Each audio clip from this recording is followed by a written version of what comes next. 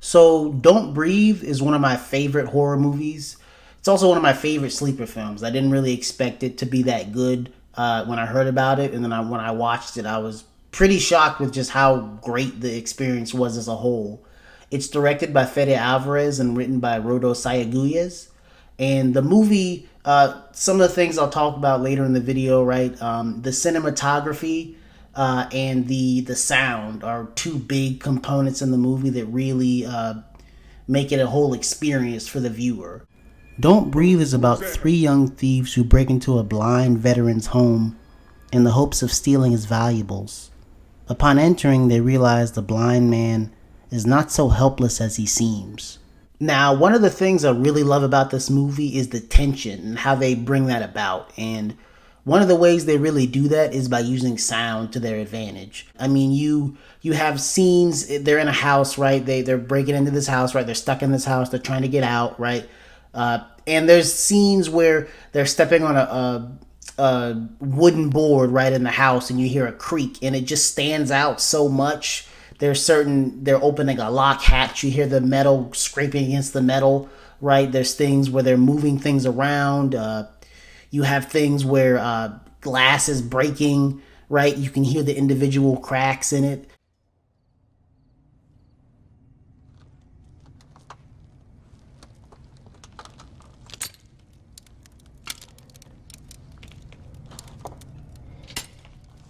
I mean, there's so many different parts of the movie where you just have these little scenes that really stand out, especially with the whole concept of don't breathe, right? You have to be quiet. This guy, he's blind, right? He can only hear you. So it's almost like the sound is this whole extra layer that the director has put on the movie. You even have instances where let's say when they break into the house, the kids, right, and the old man steps on something on the floor. I'm just gonna leave, okay?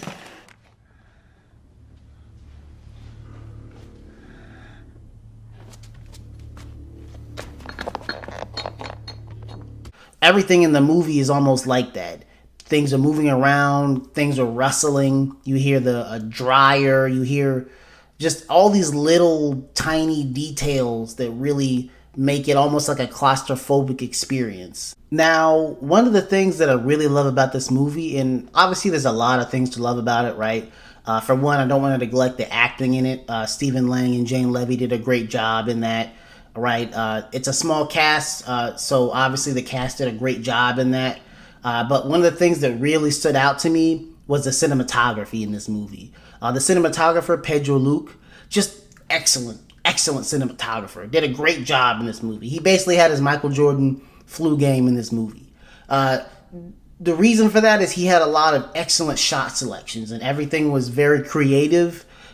There's scenes where you have Jane Levy's character trying to escape a rabid dog. So she's getting into a car. She's trying to roll the windows up with a manual window lever. So even that little creative touch, they could have just made a wide shot of that or a medium shot of her in the car, but they chose to kind of populate the entire screen with the manual lever. That's just a nice creative choice in the film. It's pretty rare that in a movie, at least, you see all these unique and different shots in it, right? Whoever did the storyboards must have been going crazy because there's so many different unconventional angles to it.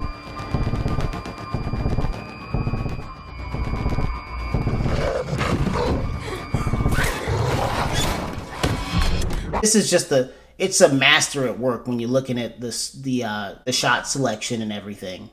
So I think that's just something that really stood out to me with this movie. It really shows the care that they took in putting this movie together and really making sure each scene was excellent. So I think the big kicker with this movie, and one of the things that really brings it on home, is the intertwining of the cinematography and the sound and how it all kind of plays together, right? This could have easily been a movie where it's just people breaking into a house and there's this crazy blind guy, and it could have been bland, right? It could have been super bland, but their choice of using these unique sounds and kind of making that this kind of heightened sense Mixing that together with really interesting shots and angles and lighting really just make it such a fun adventure, right? It really kind of makes it a suspenseful, tense movie. Because you know the people in there are afraid, and you know the people trapped in the house trying to escape the blind man, right? They're afraid, they're nervous, right? But the sounds and the shot selection kind of bring that to the audience as well, and it really kind of puts you in the movie.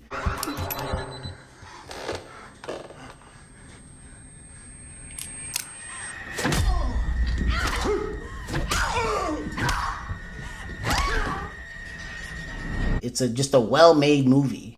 Overall, I highly recommend this movie. It's just a fun, tense experience, right? It's gonna have your shoulders tight, your hands clasped around the armrest. It's a great film. Look, I mean, if you watch it at home, you could even get some Popeyes, right? Get some chicken, get some biscuit, get that biscuit with it. I mean, if you do eat that biscuit though, make sure you get some water, or you're gonna end up like this guy.